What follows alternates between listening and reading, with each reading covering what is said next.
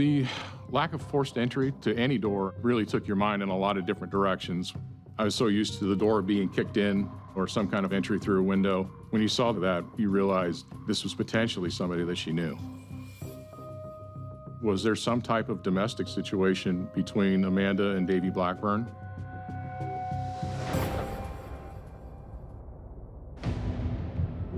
And the story the emotional pastor shared with detectives only added to those concerns.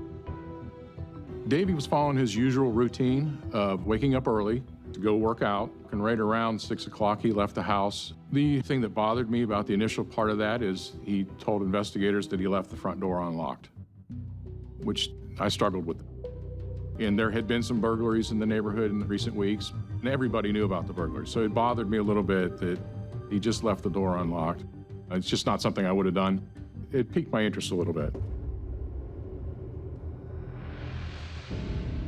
Then there were the pastor's statements during the initial 911 call.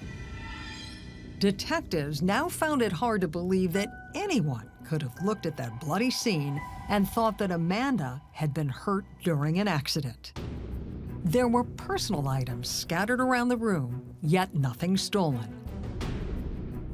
And Davy had never mentioned the evidence of a sexual attack. Was he blinded by the shock and trauma? Or did Davy Blackburn have something to hide? Initially, you always look at the closest person to the victim. That was the first step, eliminate Davy as a potential suspect.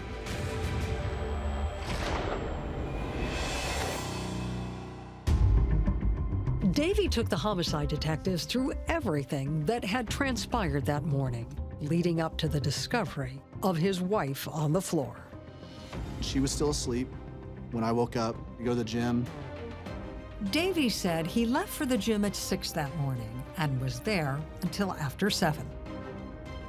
After his workout, he immediately drives home.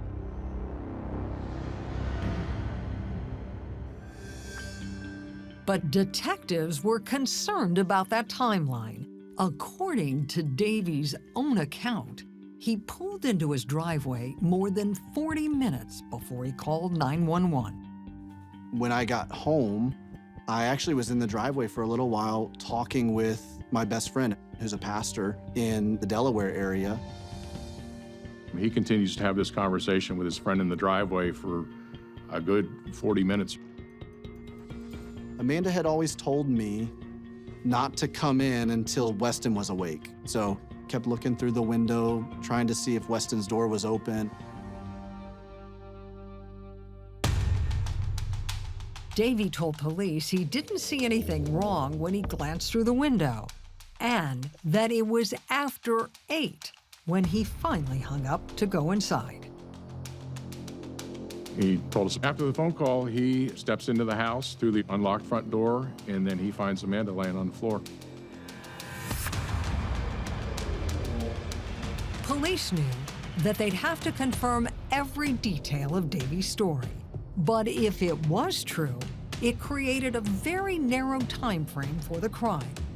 It meant that the attack had begun sometime after 6 in the morning and was over by 7:30 when the pastor pulled into his driveway.